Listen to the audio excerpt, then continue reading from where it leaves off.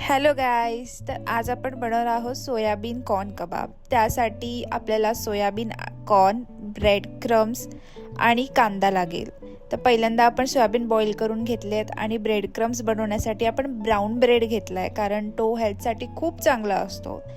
त्याचे आपण तुकडे तुकडे करून मिक्सरमध्ये टाकले आहेत आणि मग मिक्सरमध्ये ते ग्राइंड करून घेतलं आहे.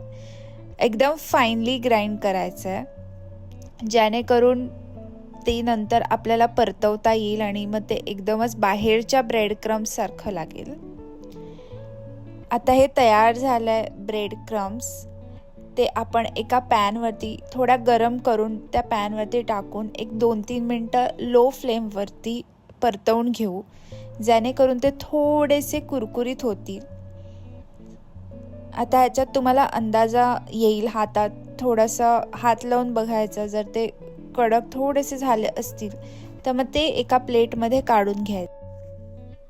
आता तेल गरम करायचं आहे आणि त्यात जिरा, कांदा आणि मिरची टाकून सरळ परतवून घ्यायचं आहे, कांदा ब्राऊन होईपर्यंत.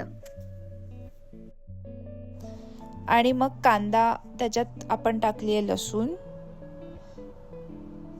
आणि मग आपण उरलेला जो कांदा आहे तो टाकून घेऊया. आणि मग आपण सगळं एकत्र मिक्स करून घेऊ.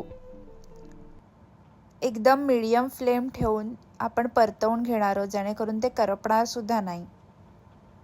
आणि आता आपण त्याच्यात जे उकडलेले कॉर्न आहेत ते घातलेत आणि ते कॉर्नसुद्धा आपण मीडियम फ्लेमवरती त्याच्यासोबतच परतवून घेणार आहोत. हा प्लॅन ॲक्च्युली खूप अचानक झाला होता, त्यामुळे आम्ही ब्लिंकिट केलं लिटरली. सो बाकी मॅगी मसाला वगैरे आम्हाला काहीही मागवता आलं नाही, कारण आउट ऑफ स्टॉक होतं त्याच्यावरती. सो मग आपण घरच्याच चिली मसाला, गरम मसाला हे सगळं टाकलं आहे आणि थोडं मीठ जास्त, जेणेकरून नंतर आपल्याला सोयाबीन टाकायचे आहेत एकत्र. आता जे सोयाबीन होते त्याच्यातलं पाणी व्यवस्थित आपण काढून घेणार आहोत, कारण आपल्याला हे आता मिक्सरला लावायचं आहेत. सो हे पाणी व्यवस्थित काढून घेते आहे मी इथे, आणि त्याच्यात थोडंसं राईस फ्लोअर आपण टाकलं आहे आणि ते ग्राइंड करून घेऊन मग त्याच्यात आपण कॉर्नची जी पेस्ट होती ती टाकून घेतली आहे आणि मग एकत्र करून पिठासारखं मळून घेतलं आहे. मग ते ब्रेड क्रम्समध्ये व्यवस्थित परतवून घेऊन आपण शॅलो फ्राय करणार आहोत, जेणेकरून ते जास्त ऑइली नाही होणार आणि हेल्दी होऊन जाईल. हे व्यवस्थित स्टीर करून घेऊया